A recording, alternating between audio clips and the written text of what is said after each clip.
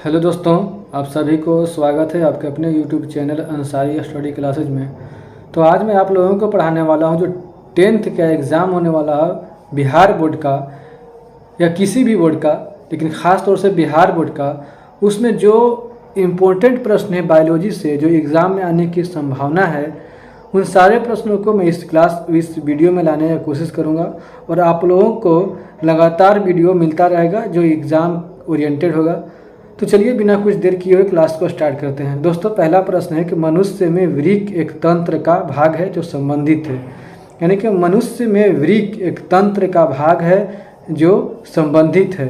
तो इसका उत्तर हो जाएगा ऑप्शन नंबर सी, उत्सर्जन से संबंधित है। किससे संबंधित है? उत्सर्जन से संबंधित है।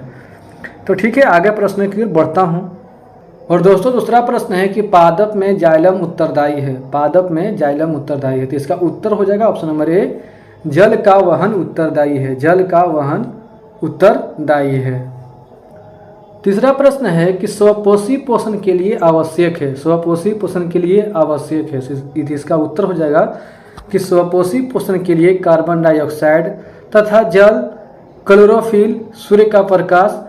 तो इसका उत्तर हो जाएगा ऑप्शन नंबर डी, उपरोक्त सभी। यानी कि भोजन बनाने के लिए, स्वपोषी बनने के लिए इन सारे चीज़ों का आवश्यक है। चौथा प्रश्न है कि पाइरूवेट के विखंडन से यह कार्बन डाइऑक्साइड, जल तथा ऊर्जा देता है। यानी कि पाइरूवेट के जब विखंडन होगा तो यह कार्बन डाइऑक्साइड, जल तथा ऊर्जा देता है। तो वह क्या है? तो इसका उत्तर हो जाएगा option number D, B, mitochondria है। क्या है? माइटोकॉन्ड्रिया है। पांचवा प्रश्न है, पौधों में वाष्पोत्सर्जन किस भाग में होता है? यानी कि पौधों में वाष्पोत्सर्जन की क्रिया किस भाग में होता है? तो इसका उत्तर हो जाएगा ऑप्शन नंबर सी, यह क्रिया पत्ता में होता है। तो ठीक है, और आगे प्रश्नों की मैं बढ़ता हूँ। छठा प्रश्न है कि हरे पौधों में भोजन बनाने की प्रक्रिया को क्या कहते हैं? यानी कि हरे पौधों में भोजन बनाने की प्रक्रिया को क्या कहते हैं? तो इसका उत्तर हो जाएगा ऑप्शन नंबर ए, प्रकाश संश्लेषण कहते हैं। क्या कहते हैं दोस्तों? प्रकाश संश्लेषण कहते हैं। तो चलिए सातवें प्रश्न की ओर मैं बढ़ता हूँ। दोस्तों, सातवां प्रश्न है कि पौधों में गैसों का आदान प्रदान होता है या किससे होता है? यानी कि पौधों में गैसों का आदान प्रदान किससे होता है? जिसका उत्तर हो जाएगा ऑप्शन नंबर ए, रंध्र से होता है। यानी कि रंध्रों से पौधों में जो है गैसों का आदान प्रदान होता है। तो चलिए दोस्तों, आठवें प्रश्न की ओर मैं बढ़ता हूँ। आठवां प्रश्न है जो बहुत ही महत्वपूर्ण प्रश्न है, इसको VVI लगा लीजिए।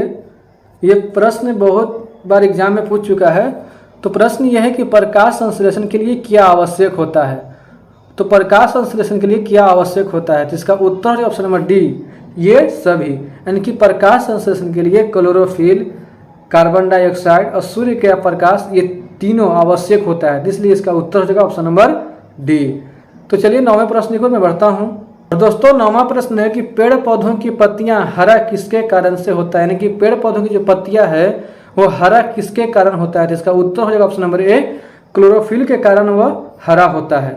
क्लोरोफिल के कारण वह हरा होता है। तो चलिए 10वें प्रश्न को मैं बढ़ता हूँ।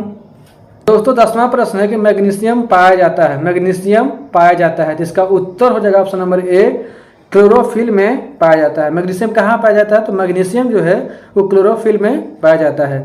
तो दोस्तों, आज के लिए मैं इतना ही रहने देता हूँ और फिर मैं आप लोगों के नेक्स्ट वीडियो में फिर मैं इम्पोर्टेंट प्रश्न को लाऊंगा और आप लोग उस प्रश्नों को याद कीजिएगा। तो एग्ज़ाम में जितने भी एग्ज़ाम में प्रश्न आते हैं सारे प्रश्नों को आप लोग बना पाइएगा। तो ठीक है दोस्तों, आज के लिए इतना ही रहते हैं। मिलते हैं नेक्स्ट क्लास में। तब तक के लिए जय हिंद। अगर चैनल पर नए हैं तो चैनल को सब्सक्राइब कीजिए, वीडियो को लाइक कीजिए, दोस्तों के साथ शेयर कीजिए।